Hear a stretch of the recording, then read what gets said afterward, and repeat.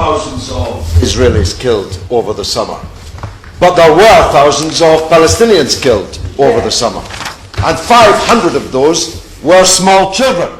I dare say a little older than the Honourable Member's grandson, on which I congratulate him, but in many cases not much older.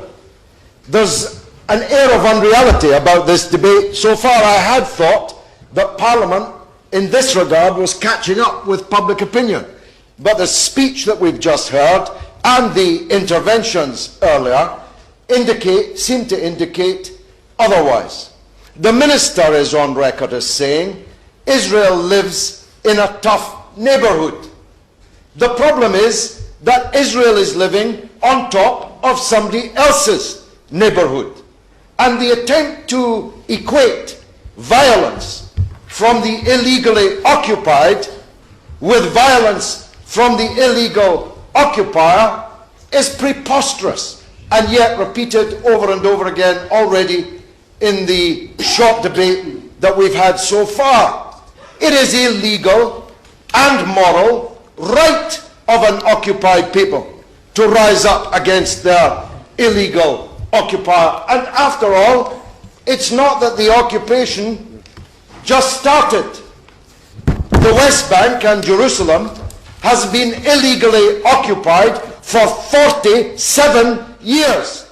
How much longer do you expect the occupied people to wait for their rights? All this poppycock about peace talks and the rest. There are no peace talks. There is no peace process. And contrary to what the Honourable Gentleman just said, there are not two countries involved in this. There's only one country which is occupying the land of another. You would think, perhaps it is the case, that members in here have no idea how all this started in this very building almost 100 years ago, when Mr. Balfour, on behalf of one people, offered to a second people the land which belonged to a third people, without consulting any of the three people involved. We have a historic obligation greater than any other country to side with the victims of the act which Mr. Balfour performed. Yet there's no sign of it here. Parliament did recently take a decisive and important decision, but the government has not caught up with it. The government continues to support Israel, to license the export of arms to Israel, and to afford Israel, the criminal in this picture, which in 1967 was ordered by the United Nations to withdraw from the land it had illegally occupied, yet continues to refuse to do so. We should not be trading with them at all. We should not be exporting anything to them at all, or allowing the importation from them of anything at all. That's, after all, what we do with any other international lawbreaker.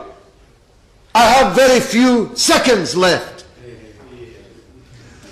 They don't like it up them, Mr. Pritchard. Well, some of them do. Some of them do.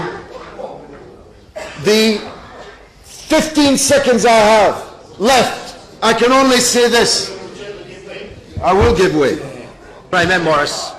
The Honourable Gentleman recognised that the Balfour Declaration, short though it was, did insist on a protection for non-Jews, for Palestinians, for Christians within that territory.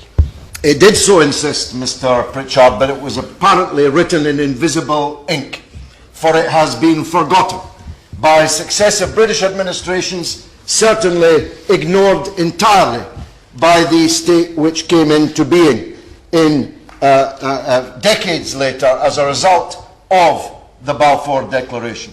In 45 seconds, let me say this. If honourable members think that Gaza has been an erupting sore of enormous international strategic importance, and indeed it has, then they better start thinking about Jerusalem. The ethnic cleansing of Jerusalem, the Judaization of Jerusalem, the driving out of Christians and Muslims from Jerusalem, the closure of the Al-Aqsa Mosque for the very first time since Israel illegally got its hands on it in 1967, and the fighting which has been alluded to already, all add up to a crisis about to erupt.